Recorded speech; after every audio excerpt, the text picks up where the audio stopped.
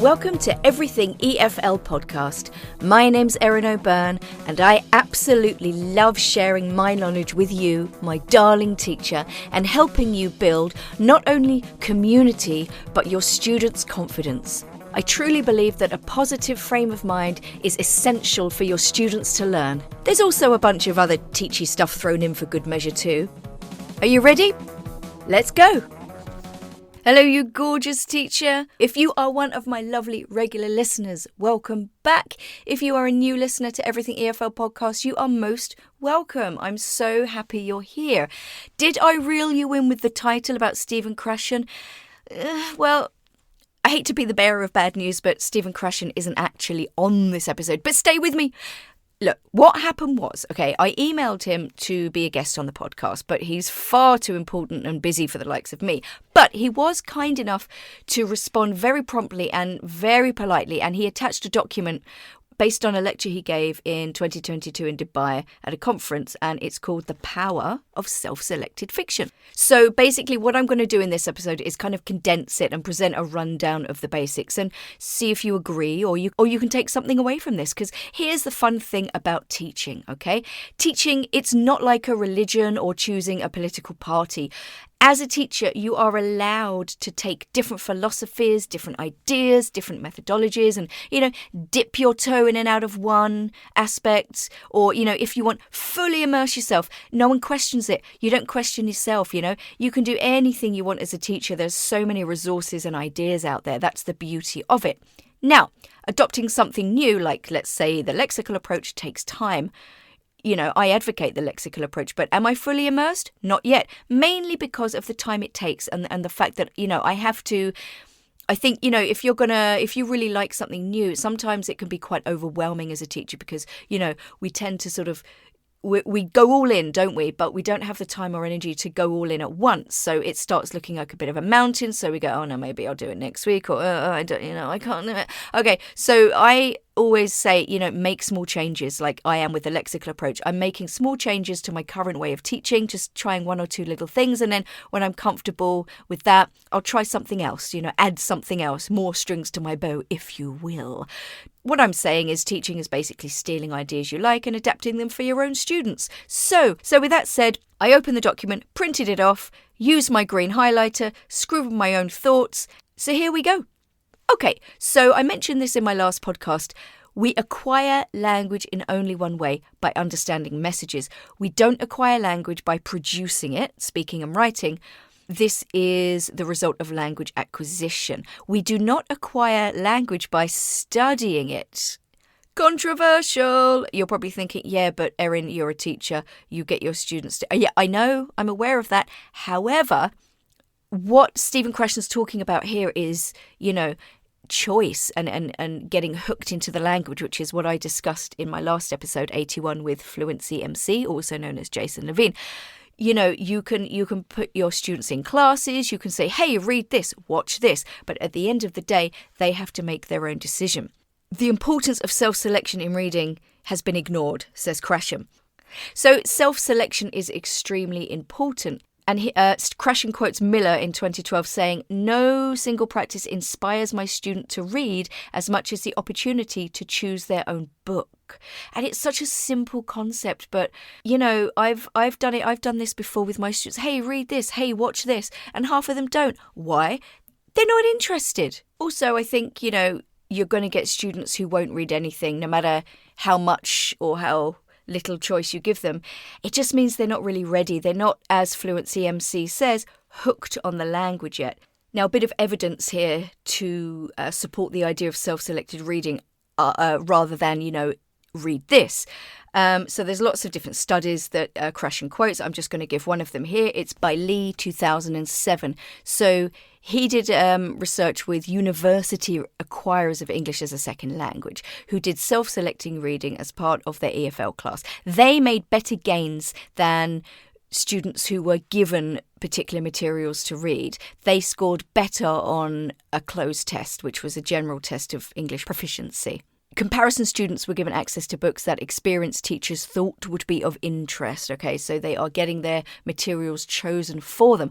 But students in the self-selected group said the books they read were, interesting and fun to read. They discussed their reading with each other and recommended books to their classmates, which I think is super interesting because the natural conversation there is generated, And at the end of the day, imagine yourself as like a teenager or whatever. Are you going to go by your teacher's recommendations or your peers' recommendations? Let's face it, they're going to listen to their peers. I could go on, but like I said, I'm going to attach this full document on show notes and you can read all the different reports. But I think it seems like the evidence is there to support self-selected reading. Okay, here's an interesting one. Fiction over non-fiction. So those who reported reading, this is Sullivan and Brown 2014, their test subjects who reported reading more sort of middlebrow fiction did better on vocabulary tests than non-fiction readers. Isn't that interesting? I don't know why that is. I'm just giving you the information, okay? Read into it what you will. I'd be very interested to know what you think, though. Now, moving swiftly on, academic language. I don't really enjoy teaching sort of academic English. I can find it a little bit boring, a little bit stifling, and students generally tend to think, I have to improve my academic English. I have to improve my academic English. I'm going to read some academic texts. How boring is that, though? Seriously. So here's an interesting fact. Quillen 2019 said that studies done so far indicate that fiction contains a considerable amount of academic language, and they contained 85% of the words considered to be academic. That is, the ones found in Coxhead's academic word list of 570 words.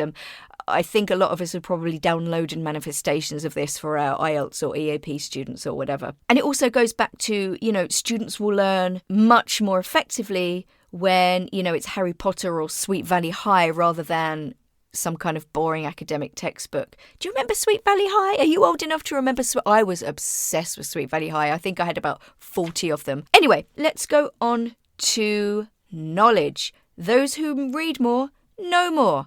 It makes perfect sense. So a number of studies confirm that those who do more self-selected fiction reading know more about a variety of subjects. And a great deal of what these well-informed readers read is fiction. And, thinking about, and I think I maybe mentioned this in my last episode, but, I'm thinking of those, in my personal experience, those IELTS students from countries who aren't as open as some other countries, or they don't have any, or many good critical thinking skills. This kind of self-selected fiction could be a way of unconscious learning about the world we live in, And again, it's more interesting. This is interesting. Empathy. I am all about empathy, compassion, and that kind of thing in learning, okay? So fiction readers develop more understanding of others, okay? And I love this. We've all read something and had a really vivid picture of what the characters and where they are and everything. I've read a fair few of those Jack Reacher books. Brilliant. Don't care what you say. Great fun. And, when I read them, and I imagine the main character, Jack Reacher, to sort of be like Liam Neeson when he was about 45, and I see that when I'm reading. And I'm sure you've done it too. Still need convincing? Okay, well, Barack Obama, no less, in 2017 said, "When I think about how I understand my role as a citizen, the most important stuff I've learned from novels. It has to do with empathy. It has to do with being comfortable with the notion that the world is complicated and full of greys, but there's still truth there to be found. It's possible to connect with someone else, even though they're very different from you." And if that didn't persuade you, Noam Chomsky, said, it's quite possible, overwhelmingly probable, that we will always learn more about human life and personality from novels than from scientific psychology. And I think that's true. I love a historical drama. I think it's a great way to learn, and you just get fully immersed in the characters. Okay, so a few conclusions here. So I think this is really interesting. Reading for pleasure was once disdained. Bean, 1879, I'm sure the date won't surprise you there. Everyone was a little bit more oppressed then. He said, "The craze for books leads to inattention, want of application, distaste for study, and unretentive memory." And in the Christian Guardian of 1850, They told readers that no dissipation can be worse than that induced by the perusal of exciting books of fiction. Oh my God, doesn't this remind you of like Reefer Madness or something? But it also shows you how attitudes change, how theories change. Very, very interesting, I think. Anyway, I think we've all realised that's not really the case. So the other thing is access. For self-selected reading to take place, readers need access to reading materials, okay? Now, if you're in a school, what's your school library like? Or do you have a personal selection of books your students can borrow? If you don't, there's always the internet, okay? I always recommend to my students on YouTube learning English through stories. I'll put the link below. Again, it's their choice whether they want to have a look, and it's their choice what they want to choose. But it's basically those graded readers, but in audio form, so they can listen and read at the same time. Perfect. I'm sure you have loads more resources, guys. Let me know what they are. Now, what about homework? I'm not a big fan of giving my students homework. There are some things that maybe they need to finish that we didn't have time for. I would probably ask them to do that.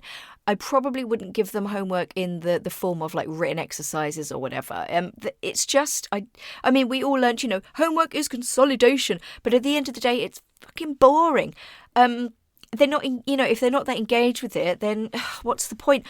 Maybe that time would be better spent reading, and this is what Krashen suggests, and other people as well. Cohn, 2006, endorses replacing homework with self-selected reading. Krashen finishes by saying, we know now that reading does more than help children become more proficient readers.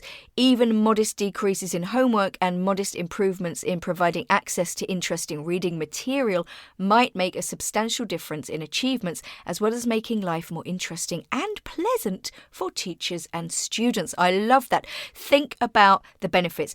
Like I said, you're giving your students choice. It's very empowering. And it gives you an opportunity to heap praise upon them when they've said, oh, I read this book, or I've read the first page of this. Brilliant, fantastic. And then, it gives you opportunities to talk about it in class. Things that are relevant to your students' lives. What have you been reading? Tell us about something you enjoyed. Talk to your partner about it.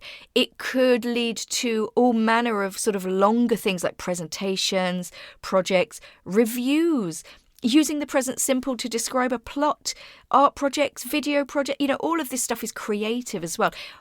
Or, like I said, just a simple chat in the classroom. What have you been reading? Talk to your partner about it. Can you recommend something? There's a lot more on the document. Like I said, it will be in the show notes. Now, there is a caveat. If you have listened to my chat with Fluency MC, Aka Jason Levine in episode 81, you cannot force your students to get interested in anything. They do have to find their own way, okay? But, if some of your students are already kind of tuned into that self-selected reading, use those students. Get them to talk about it. That empowers them as well. And it might encourage the other students to go, that sounds quite interesting. I think I'll give it a go.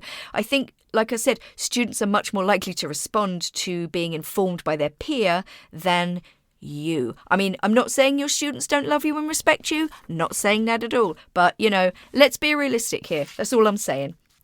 Okay, that was so interesting. Well, I think that was interesting. I'd love to know what you guys think. Keep in touch. Let me know what you're doing. Follow me on social media. All the links are in the show notes. If you already follow me, give me a message. What do you think about this episode? What do you think about these ideas? I might post a video about it later on in the week, so keep your eyes out. But as always, guys, look after yourselves. Don't work too hard. And share the love. Bye.